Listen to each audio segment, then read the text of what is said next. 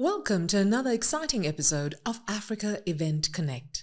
I'm your host, Projeni Pather, and today we're diving into the heart of client engagement in the exhibitions industry with none other than Tracy Gounden, Business Development Director of Messe Frankfurt. Tracy is a powerhouse in the exhibition world with over a decade of experience, driving business growth and building meaningful client relationships. She's a trailblazer who has seen the industry evolve and has mastered the art of navigating its challenges while staying ahead of the curve. Now, in today's episode, Tracy will share her secrets to successful client engagement, discuss with us how the industry has transformed over the years, and provide actionable insights to help you elevate your business and professional career. So whether you're an exhibition organizer, event planner, or simply passionate about client relations, this conversation will leave you inspired and equipped with practical strategies. Let's get started. Tracy, a warm welcome to you. Thank you so much for joining us on Africa Event Connect. Thank you for having me. It's only a pleasure. So to get started, I think I know you pretty well, but I would love for everybody else to know you. I know they've heard my little introduction, but there's so much more to you. Don't you want to just give us a brief background? You've always been so passionate about clients and relationship buildings and those kind of things. And where does that all stem from? How did this all begin? And how did you get to Messe Frankfurt? Ooh, long journey. So sales in retail, studied marketing and management, worked a little bit on marketing, didn't quite like it in terms of the Pantone colors and bleed and, not for me. Prefer being client-facing, different cultures, learning about different people, genuinely interested in people. And I think that's where it comes from. And then taking it and making it work in the different roles that I've had in terms of where I've come from and where I am now. I was in retail.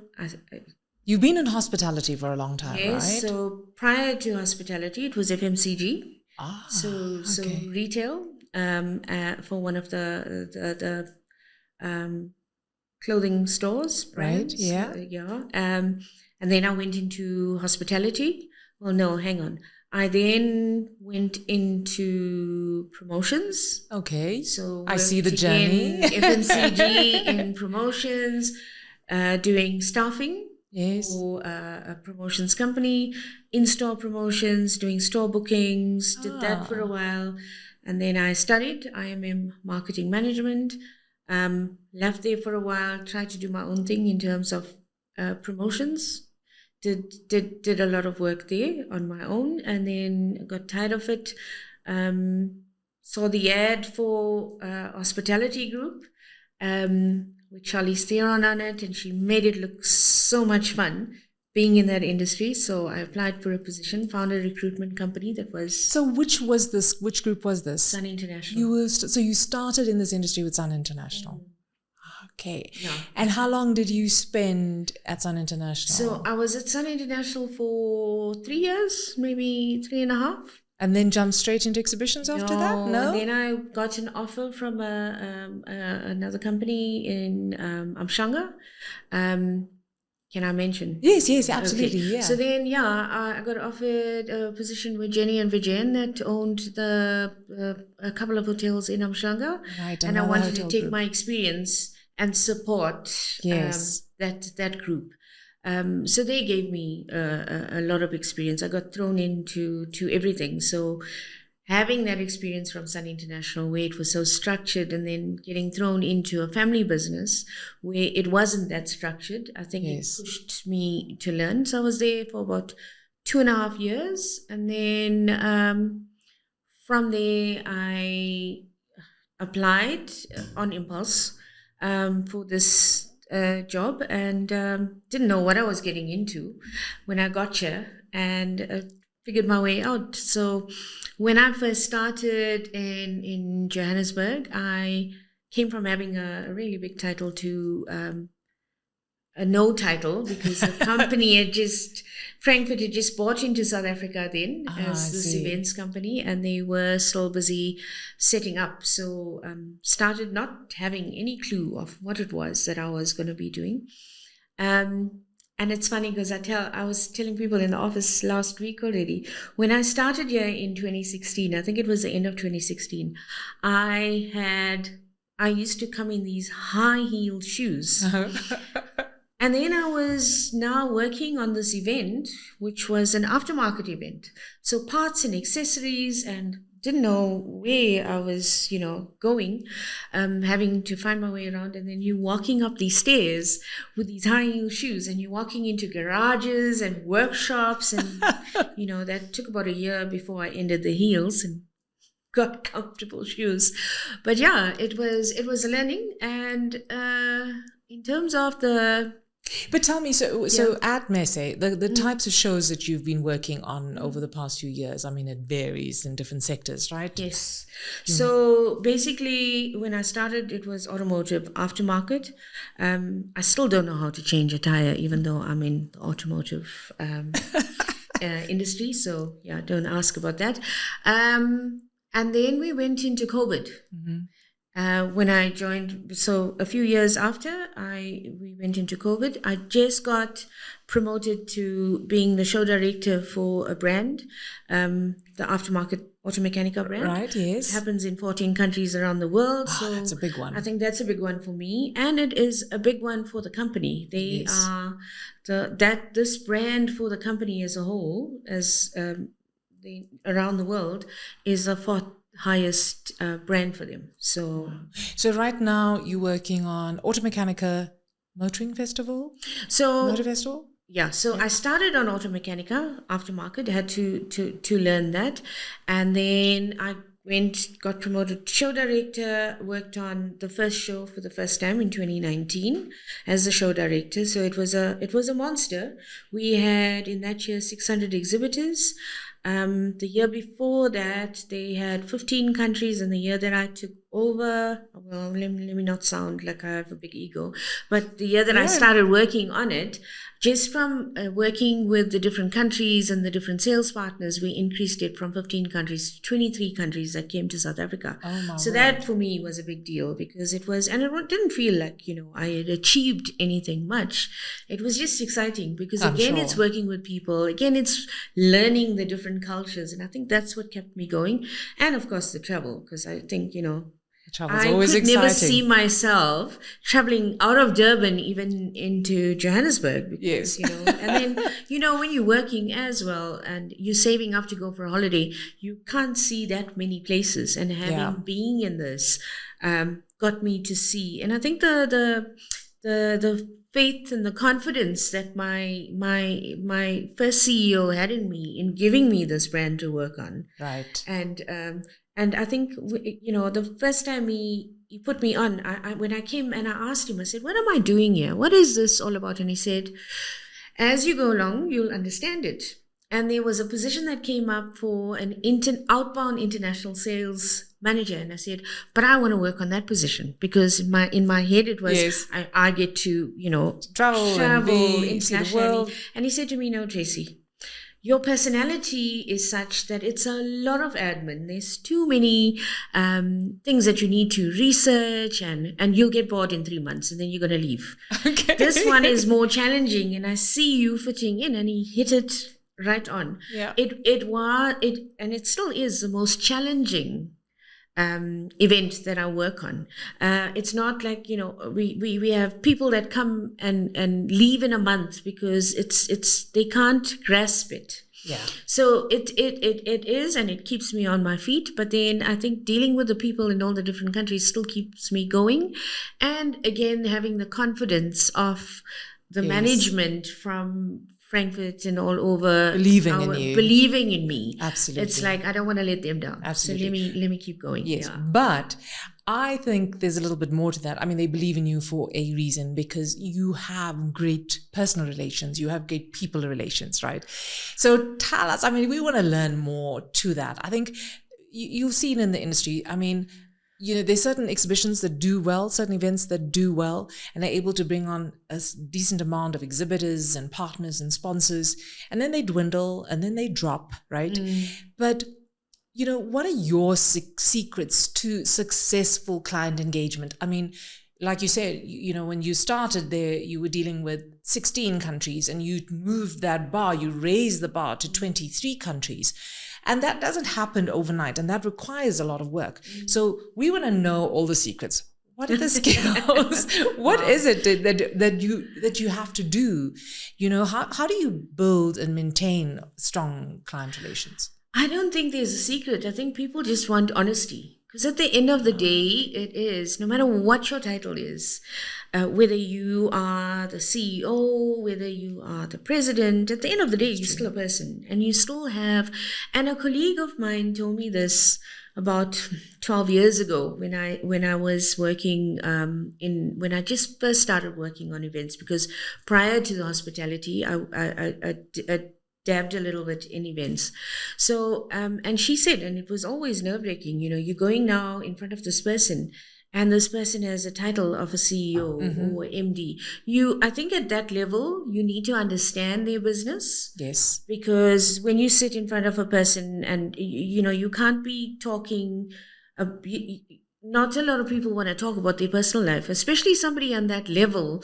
I think, they have a limited time because schedules are so busy. So get to business quickly. But yeah, it's always good to understand them to start with. That's your first point of call. But different people have different ways of working. And I always say that. I say for me, it's more building that relationship, and building relationships doesn't happen overnight. So I might come and see you in your office and offer you a product, and you a little bit hesitant, but you buy from somebody that you trust. So, if you can show that, and not a lot of people are, well, not a lot of, but some people are fake. They're so busy pushing that sale. And they're so focused on hitting their numbers. And we see that in the industry. We see it all the time. Yeah. And a lot of people have in their positions, with their titles, they have these egos about themselves. I'm the head of sales, or I'm this, or I'm a that they're not stopping to listen, and that they don't give the other person a chance to speak. So there's challenges in every single event. I did the event and I spent our events it's not cheap. So I think, why must I invest in this event? Give me why it is. So before you push them on with all the frills and thrills, you need to understand where they are, what the challenges are. Okay. And if they had done it before, understand why you don't want to do it again before going back to them with a solution. And I think we all as human beings appreciate that. And I think that's where it comes in, is that honesty. And then also, and you and I both know this person in Durban who used to be a CEO of a very big company and in tourism as well. I know when I first started at Sun International, he was doing an event, the Durban ICC, and I didn't have anything to do there. I just started at Sun International. This was my first position where I was working in sales, and I had targets for the different hotels. Yeah. So my title was Key Account Manager, but in KZN, but my properties were the properties in the different regions. Right. And I had to stick to that. So it wasn't conferencing. It was, if I can say it, beds and bums. And that's how we got measured. So you had targets. Yes. And you had targets per segment. So you had a corporate segment, you had a government segment, then you had a sports and recreation segment. So you would see a company, and then you would go to that person. That person maybe deals with government, that person deals with corporate, and another person and you had to be able to sell it across. And this particular person, I convinced him that he should take his event out of where he was doing it into one of our properties. And he was adamant. He was like, no, they don't do this, this, and this. And I was like, ensure it all gets done. And I took his booking, and it wasn't a big amount. His was more an event. Yes. So the conference company that was outsourced at that particular venue, they got the revenue. And I got, out of the 1,000 room nights that I needed to bring in, I got 3. So it wasn't a big deal, but it was a start, and it was a start of the relationship as well. But I stuffed up big time there, because what I did was I took the booking, I ticked the box in terms of getting now a new person on board that didn't book with us previously, and then I didn't keep in contact. And then on the day of the event, I was at some other event because we still need to carry on. Of course. And I phoned late that afternoon, and he said, "You're a typical salesperson. You took my business, I signed the contract, and you didn't call me back to check how I am. And it's too late now, because along the line I've experienced problems with the venue, I've experienced problems with the menus, I've experienced problems with whatever." And I felt like, oh my word. Now that was a great first learning, I'm because sure. That was a learning. I was Absolutely. like, really? Was I? And I went back to the office and I said to my manager, I said, but this, and she said, "But Tracy, you did your job. You handed it over. So you don't need to feel bad." And that for me was like, really, it was disappointing, because that's not what I wanted to do. No. It was like, I want to keep you there because I want you to keep on coming to me. And that same person, if I went to him now and I said to him, "I have this event and you can influence it in this and this way," he will support me 200%, because I've kept that now. I kept it going. And the next time he brought an event, he brought it with conditions, of course, that you help me with this and this. And that's I think is because we all feel it. I mean, I purchased a vehicle, and that salesperson, when I had the trouble, disappeared. Yes, absolutely. Because now they handed you over to somebody, and that's that frustration with us all. That after sales service, I mean, from what you're saying, it's about, when you're selling a product, it's not just a once-off. That you're forming a relationship with a client, and as a salesperson, even though there are other teams that need to deliver on what you have sold, but your face still needs to be there, your voice still needs to be heard, because you're the line, you're the thread that carries through right till the end, right? Until you say, and in some cases we need to give clients our report, because you're the one that has to report back now and understand why certain deliverables weren't met, why they were, what were the times, what were the challenges. So that is a very good point, because we see it, like you're saying, too much of sell it and walk away. Yeah, and besides that, I mean, especially in events now as well, if you are saying this is an annual event and you've gone and you've now secured this, and there's so much happening at an event. If you take the Auto Mechanica event, yes, it is the smallest in South Africa. It's not even close to the other countries. Of course. But we'll get there. Yes. But it's winning that credibility with 600 exhibitors to try and please everybody. It's not possible. But every person that you're dealing with is, and I have it every now and then, because it's impossible to keep up with everybody. So when they come through, it's like my colleague is in copy. And I've learned that's also not a good thing. I've started that conversation with you. Now you've signed your contract, and now you needing something, and the team, you're not getting the response from the team. And now when they're coming back to you, yes, and you now pushing them onto somebody else as well, it's frustrating. I don't want to deal with you again. Sure. But how do you manage, like you're saying, there's 600 clients, right? How does one manage that, balancing, personalizing the service, to each client, and then also knowing that there's an opportunity to scale them up to different product offerings, to spend more, to bigger investments. How do you balance that without ignoring them completely and saying, okay, well, you spend so much, so you get so much of my time. You spend so much. No, but I don't think we must look at it like that, because every person, and this I learned from my very first CEO as well, is every 9 square meters is adding to that revenue that you need to achieve. That's true. So nobody is more important than if you're spending 9 square meters and you're spending money on 500 square meters.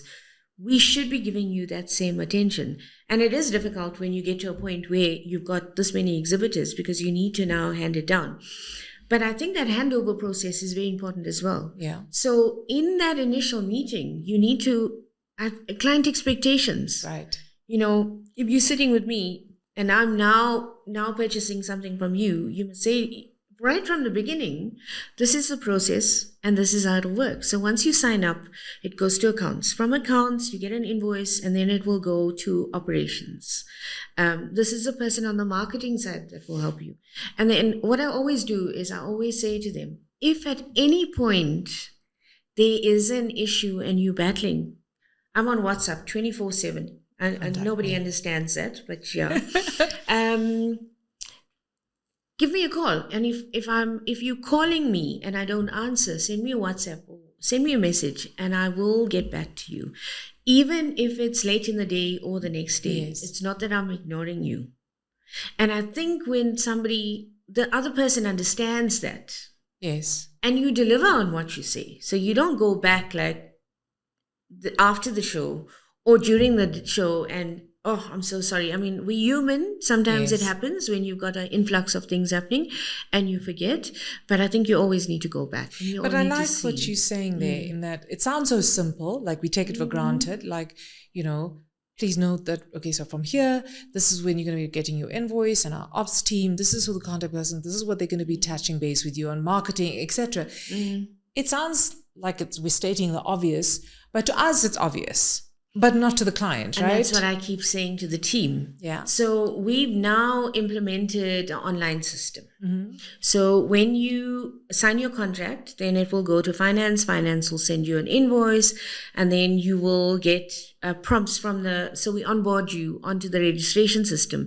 And then you'll keep getting emails saying you are now an exhibitor at XYZ show. Yes. Please complete all the details and then you'll get an OTP. It's all new for somebody that has not been doing it for a long time.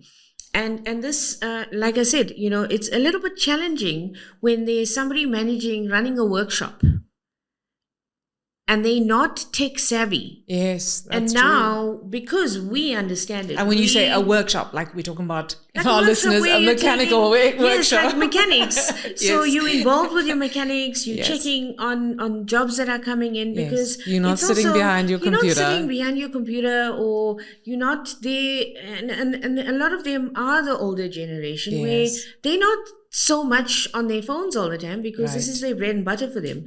And now we're expecting you to, and then you go back and you say, no, but this person emailed me now. What's going on here? Do they understand it? Yes, we send them an email. That's not on. You pick up the phone and you speak to them. So you don't need to rush off to their offices. But that personal, because everything's so digital now, nothing's personal anymore. And I think people appreciate that personal touch. Yeah. I have to pick up on that one because you said you pick up the phone. I mean, I watched a meme the other day. I think it was shared on our board group about asking salespeople to pick up the phone, and there's this crybaby face immediately. Yes, because all they want to do is email. Now, I understand that clients are busy, and there's this perceived notion that I can't disturb clients. Do you think that has changed? That is the expectation? Do clients prefer to be emailed, or do you think phone calls are so much better?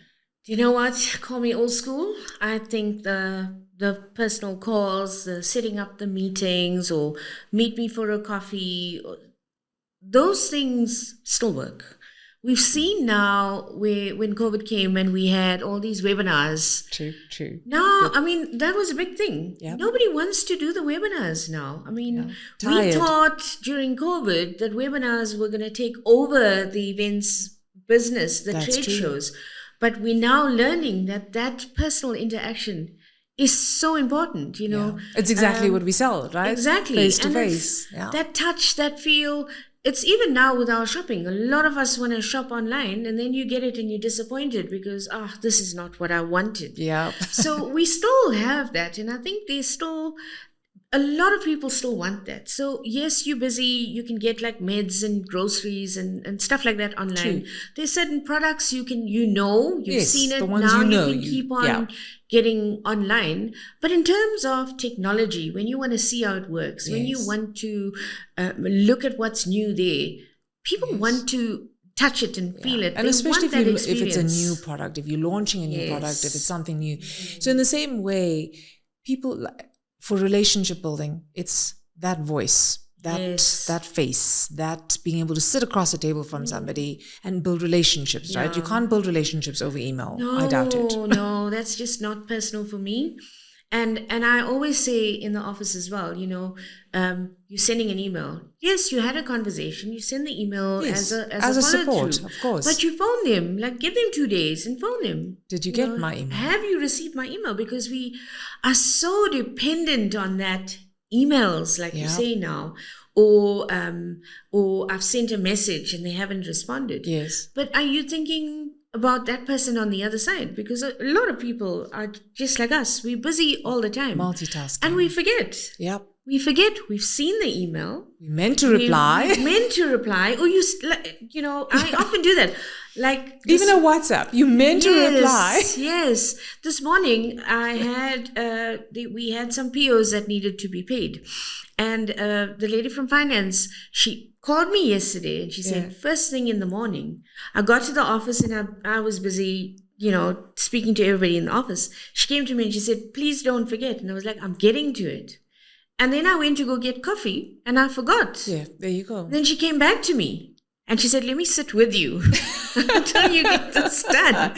Let me hold your hand. But we as in our busy schedules, we forget. Yes. And I don't think it's something that we intentionally do.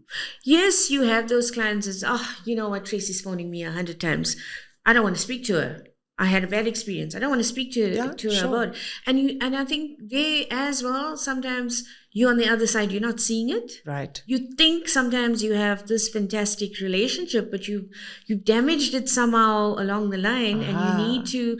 So I think what I've learned is, you've heard that this has happened and this person doesn't want to speak to you again, or you can feel it because you've had this relationship. So how do you address that? I mean, it's such a difficult one. So what I've learned now is because I'm the most impatient person in the world, I think. I want to get it over and done with. I want to be able to fix it. Sometimes it's just not fixable. Yeah. It was out of your control and you can't fix it. But I want to, and what I've learned is just be patient, give them some time, give them their space. Don't keep calling them because then it's, now you're irritating them even more. Yes. So give them that space and allow them to cool down, and then try and work on it again and engage with it. And don't push them into something that they don't want. Yes. But still keep the relationship, because they don't need to keep on supporting you or spinning on something that they feel is not doing anything for them. But you don't need to damage that relationship as well. So you're saying address the conflict. Yes. Don't ignore it and pretend that it hasn't happened. Yeah. Address it. And I suppose you're saying be accountable as well. Take responsibility That's for the it. biggest thing with us all. Right. Well, I speak for myself. But you see it lots. A few people. You see it. And people that come and go, is the biggest problem is accountability. So for me, it is, okay, you stuffed up. You forgot it. You completely forgot it. And like I said, we're human. Yeah. And it cost us. It cost us in terms of maybe losing a contract or losing a client that has been with us for 10 years. Yes, and your reputational damage. But own it, because, I forgot. Yeah. I made a big mistake. How can I help? No, you can't help me. It's gone. It's done. It's dusted.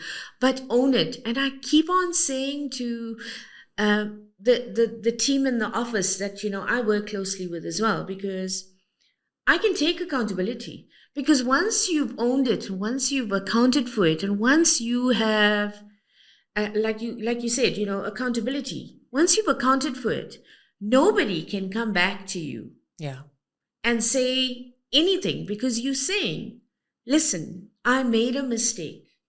How can I correct it. Absolutely. If there's no way of correcting it. So there's nothing else. And that person on the other side then, I think, respects you a lot more. Yes. Absolutely. Because that's what we all want at the end of the day. It wasn't just acknowledgement. Me that happened. You, actually. It did happen. So it's not me being mean about it. Yes. And I heard this somewhere, and I think I loved it so much, it says, I don't mind people making mistakes. We all make mistakes, right? But we have to acknowledge our mistakes, one, because we can learn from it. But then acknowledging your mistakes allows you not to make the same mistake again. Exactly. Right? Exactly. So we'll all make mistakes, and as leaders, we understand that. But don't make the same mistake again. And it starts with acknowledgement, I think, right? And accountability. And you're not going to lose your job over it. No, because you accounted for it. Now, if it is that serious and you need to take it, because now you've owned it. And there's nothing for me that can, once you've owned it and once you've taken accountability, that can go back. So nobody can point a finger at you and say, you're trying to palm it on to somebody else when it was your mistake. And I think that's, for us, for me, is a learning through the years, is that you need to own your mistakes. And like you said, you need to take it, and all you can do from there is grow from it. Yeah. Absolutely. If you're going to be making the same mistakes, then you should rethink what you're doing. Yeah, because then you're not learning from it. That's true. That's true. Maybe you're in the wrong space. Yes. Now, talking about client expectations and client relationships and managing those. Now, you were talking about earlier that you deal with a lot of internationals as well. And how do you manage those relationships, considering different time zones, different cultures, maybe different expectations? It's challenging. Yeah. It gets very challenging, that I have to admit.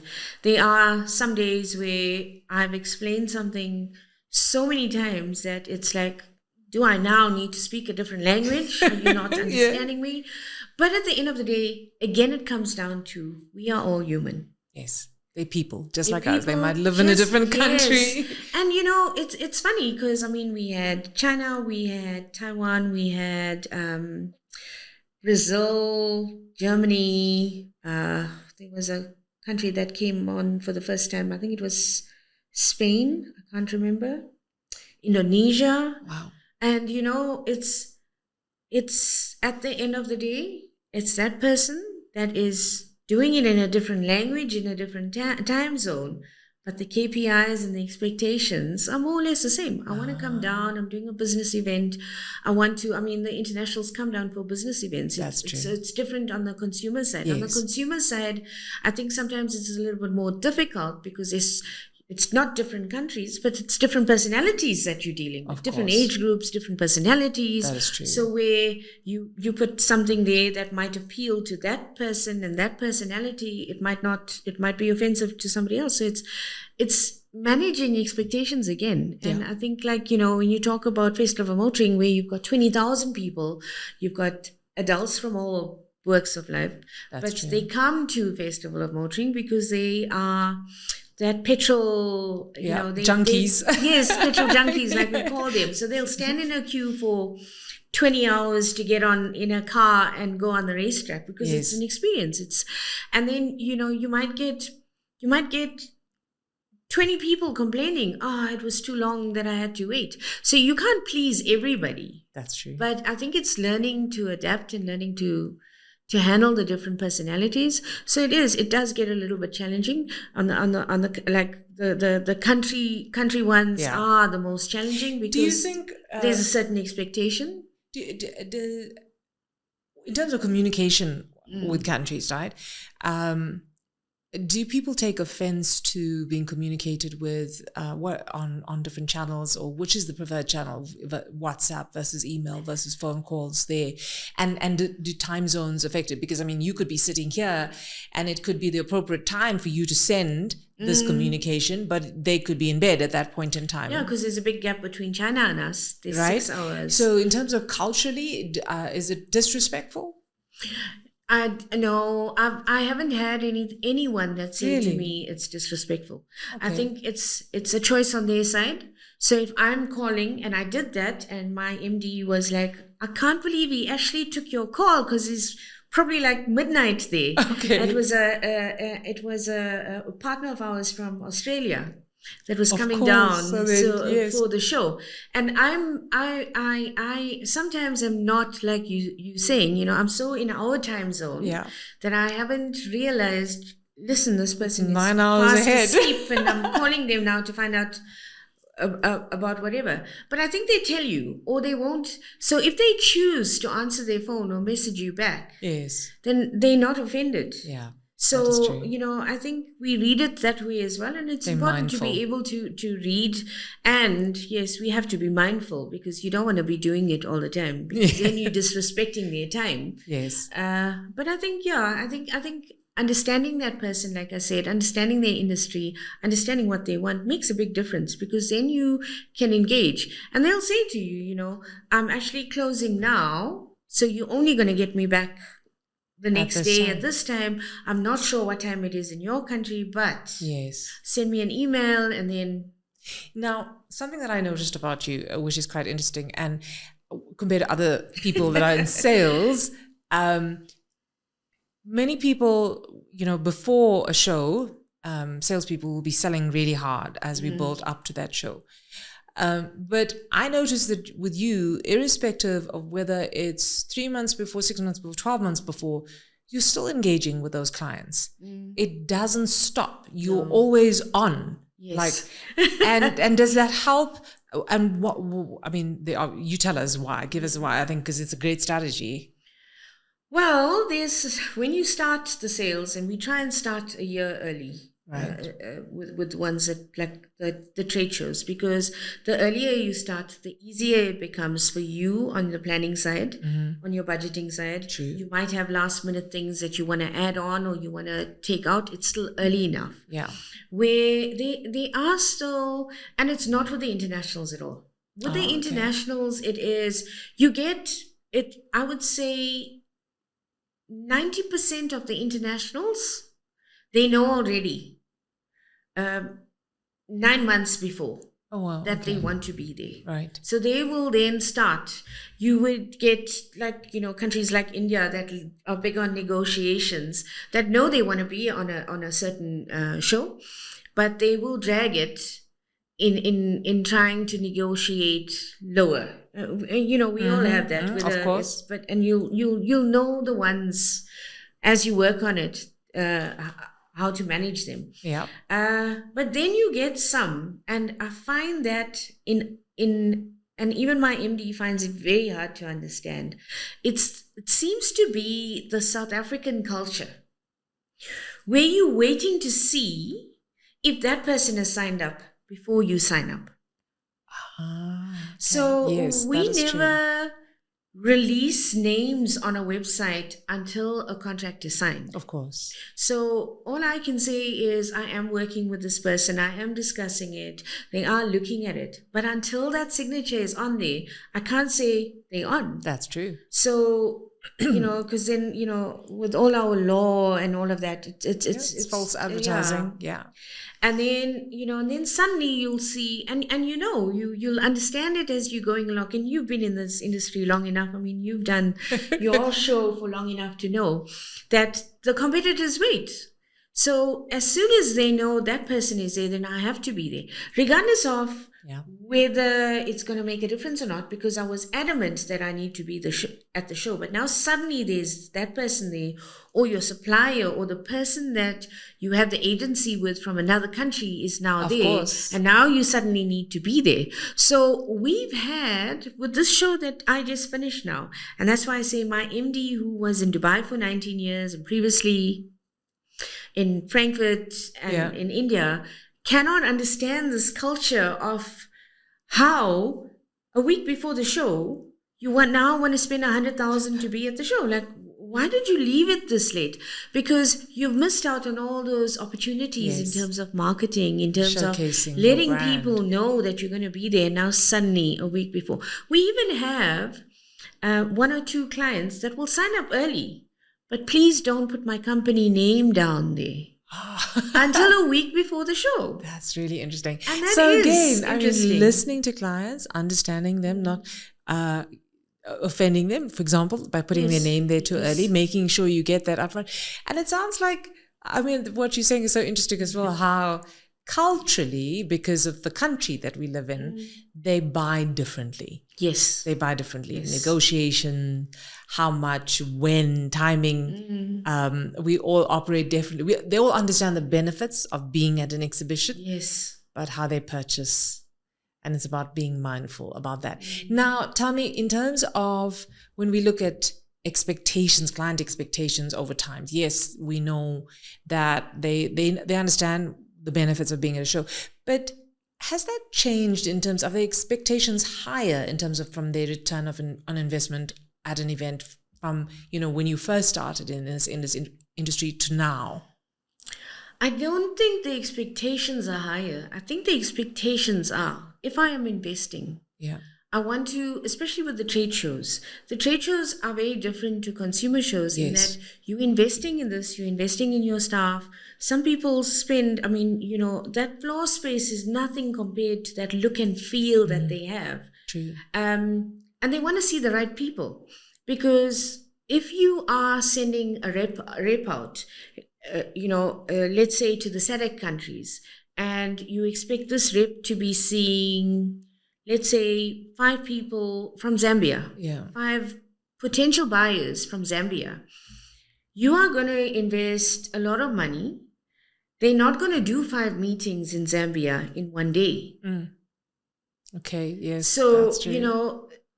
that the expectation is now, if Tracy, you saying to me, you bringing those buyers to me from those SADC countries, so that same money that you were going to use to invest in, let's say 100K in sending your rep over there a week maybe to see 5 or 6 clients, because there as well, you might have 10 meetings, but then in the morning you might have 5 of them cancel. That is true. So we're saying, you come to the show, you're gonna see 5 from Zambia, 5 from Zim, 5 from Botswana, 5 from Nigeria, 5 from Ghana, all in that. So I think, when we say that, if I come to you and say, but you don't need to spend your 100,000 sending your rep there. Just to one country. Yes, you're going to be here for 3 days and you're going to see 5 different countries, SADC countries, and we'll make sure that you get that. So I think the expectation then that you are setting, you need to deliver on.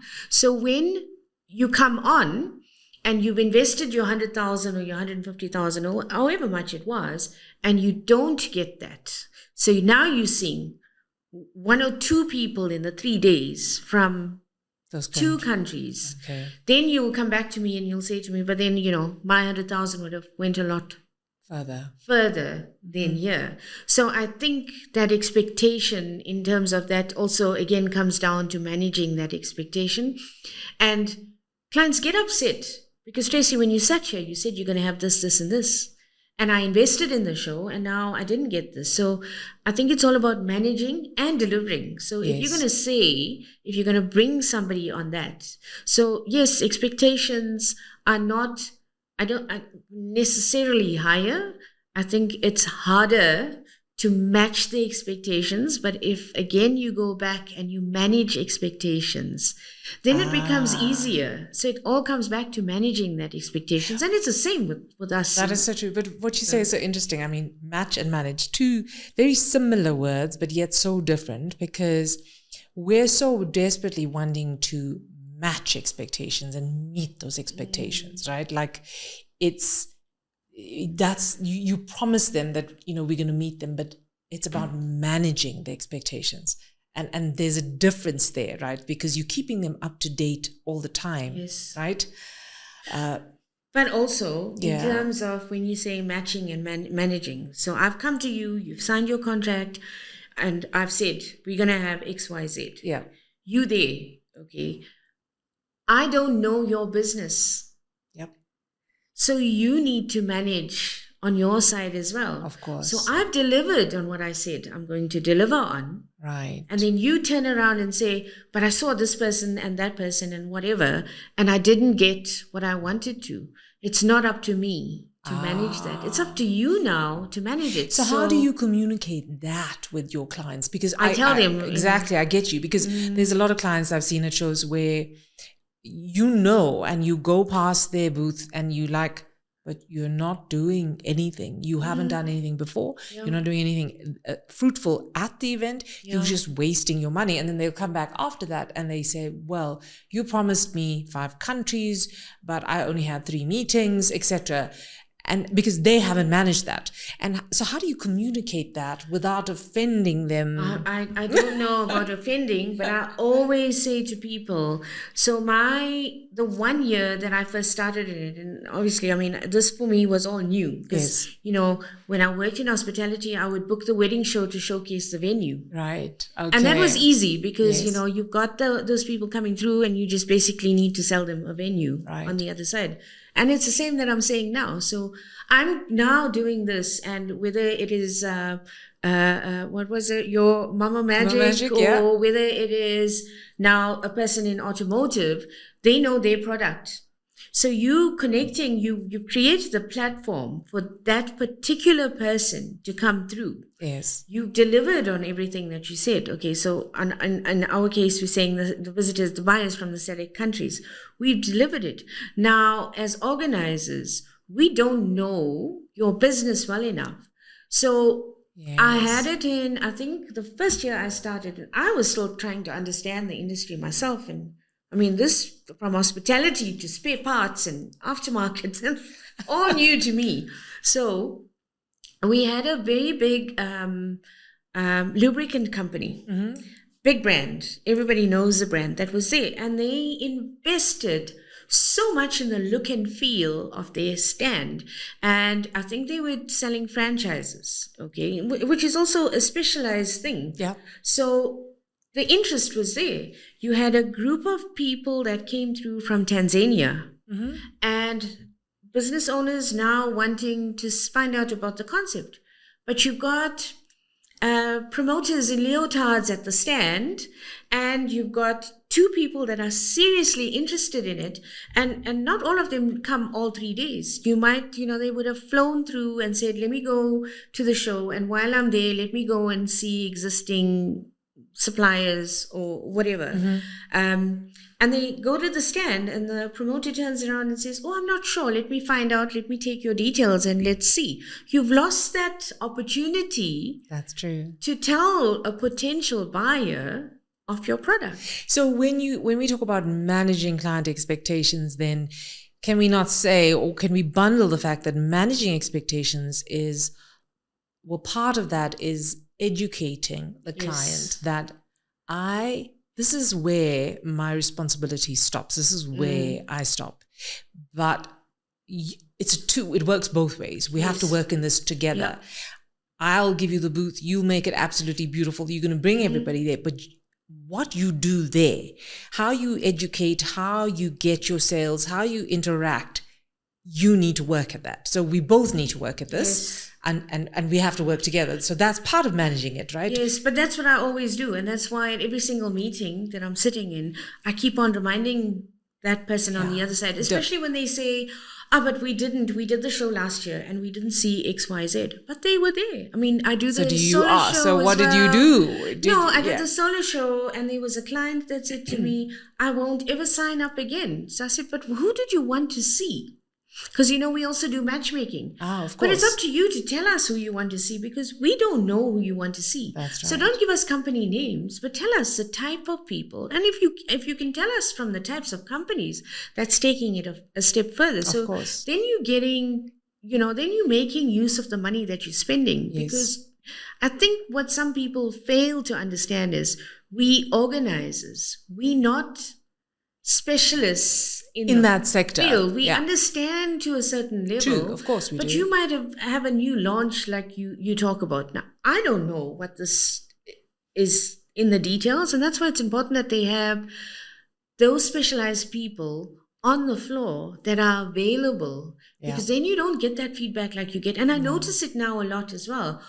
And the biggest thing is, but we didn't see thousands of visitors. So we do consumer shows and we do trade shows. Yeah. Festival of Motoring, yes, you've got thousands. You've got thousands of kids there with their families. They all counted as a person.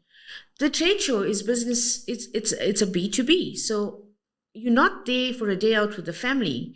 You're there for your business. You're there to source product or, whatever it is. Look at what business opportunities, technology that is out there. So it is different. So when you say you want to see 20,000 people at a trade show, are you being realistic?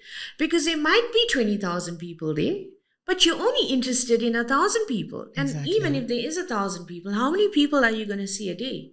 That is true. 100, depending on how many people you have on your stand. Yep. And then what you do with that information after you see them is up to it's you again. So you can't then blame the organizer and say, it was disappointing. I didn't see this, and this. And then it comes back to in terms of expectations. Yes, that I think people are now realizing the expectation they had from a trade show before. You're seeing that now change because now they understand the value of quantity versus quality. And I think we all have that issue in all of our shows across. Yeah. And if you show them that it isn't. And I think the one thing that my MD has done really well, because for me, it was like, you go to this meeting and this person is like, and you come back and you're so disappointed. What are we doing wrong? Yeah. And he, this show that I started working on used to run over a Friday and a Saturday. And he said, no more Fridays, no more Saturdays, because that person that puts it in their diary for Friday is wanting to leave the office early, spend 5 minutes there, and then bugger off. Okay, yes. Is not a serious person. That makes sense. But that person that is putting it in their diary, Tuesday, Wednesday, Thursday, those are business days. Yes. It is important enough that I'm there to see who I want to see. And that's why it's in my diary. Because you don't want to, go to that. And then we call, what is it? These people that come and waste your time tigers. Okay. That's difficult. You can't get rid of everybody at once. But I think you're seeing now, and people are starting to see that quality over quantity. And I have to say, like this year, Automechanica, the associations, we went and we did all the roadshows to the select countries. And we had people from 47 countries that visited the show. So that's we didn't have 30,000 people at the show. Definitely not. But if you speak to the exhibitors that were there, they all did deals on the floor. I saw a client last week and he said to me, Tracy, thank you for making me see the difference between consumer, because he was going on about FOM 29,000 visitors, consumer show. And what's the difference? Why are we not bundling it together and why don't you get those numbers? And he couldn't understand. And he's a businessman that does aftermarket. He said in the first day, he had a meeting with a client from India. That was a week before. I went and saw him last week, I think Thursday or last week, Friday, I saw him. And I just popped in to see how was the show for you, because, you such a die-hard fan on the one and not on this one. And he said, Tracy, he said, I met this business from India. There's FedEx that's just delivered a sample of what I want. Amazing. So he's now become a distributor for a company from India, and it's something that he was wanting to source, but he was looking at a different country. He didn't realize that it was there. So those are the success stories, and that is, I think, and that's so exciting because now it's like you feel like you've made that connection. Contributed, And you contributed. I mean, and his wife phoned me to thank me, to say, thank you so much. Like, you see, this client engagement extends beyond to the family. It is so exciting to know that you were a part of making a difference in that business. And that's what people need to understand. And I think out of this year's show, there was a lot of those good stories that came out. That is brilliant. So I think for me that's what keeps us going at the end of the day. So, I think this is I know I'm learning so much, and I'm sure all our listeners are listening well and picking up all these fine tips in between our stories here, which is great. But as we round up now, in terms of what would you recommend for actionable advice for listeners or people in the sales industry, in the exhibition industry, as you round up? What are your top tips that you could pick on? Geez, I don't know. I think for me, the biggest thing is that don't let your egos go before you. You meet people in the industry, and we do events, and we all bump into each other at events. And you meet some people when they introduce themselves. And another CEO of mine, if he ever listens to this, will probably kick me for saying this, but when you start off, you don't introduce yourself, I'm the sales manager, and then your name. You introduce yourself. And then later on, if that person is interested, they'll ask what you're doing. And that's where you're starting a conversation. When you start using your title before yourself, I think that for me is a total put off. Okay. I'm not interested. I'm not engaged in any way because for me already, it's an ego thing. So for me, I think if I could give advice to anyone starting or in this industry is be humble. Forget the egos because nobody's interested in that. Everybody's got their own challenges, their own KPIs, their own whatever. And everybody at the end of the day, like I keep saying, is a person. So engage with people on that level rather than let the titles come later on. And I think you get so much more respect for that. Yeah, you're being authentic. That is me. Yeah? That is just me. We're here to take a page out of your book, Tracy, today. I think you have done remarkably well, and we're always wanting to learn from people that, you never know what you can learn and how you can change what you do, because sometimes we do the same things over and over again every day, and we get the same result, but we're looking for more and we're looking for better. And it's about how we can change that. So when we look at exhibitions and the future of exhibitions and client relations, what is your vision for that in terms of what do you think we should change and do more of or less of? I think we really need to include content in exhibitions because, everything is digital. You can Google, what's the other... The chat thing now, you can get all of that done, Yeah. When you're meeting with people and you're going to people, and I'm not a presentation person. I don't want to sit there with graphs and presentations unless you come back and you say, I want this, this, and this. Of course. I think on the exhibition side, we, like you said, we become so accustomed to doing the same old, that when the industry is shouting, knowledge, education, that's the biggest thing now. So you see that exhibitions now work when there's content, especially trade. Consumer shows are the ones that you're taking your family to and you want to go experiences and you want to go and see, what's there. You don't want to sit in a conference. You don't want to learn. You don't want any of that stuff. So I think, in terms of differentiating, people need to understand the difference and not expect to see a Formula One race at a trade show. Yep. You see that at a different type of show. But I think in terms of like exhibitions, trade shows for me, where we're looking at that investment into the country, especially us. There's so much growth potential here. I think you have to tie it up with content and education because that's what people will leave the office to come out for. What can I learn? Because if you look at tying it up with content, you might have something that's going on and you might have someone from a different country that is already developed or working on something that you're still trying to get your head around. And that's where the learning comes in. How do we bring our clients into that content build? I think we need to include our clients in it. So I think they need to be aware of it. If you are exhibiting, here's an opportunity. And they have a lot of content of their own, right? Yes. I always say... But also, that shouldn't be where... you now coming onto this platform that we've created. And when I talk about content, we talk about what's happening in policies and what's happening in the country.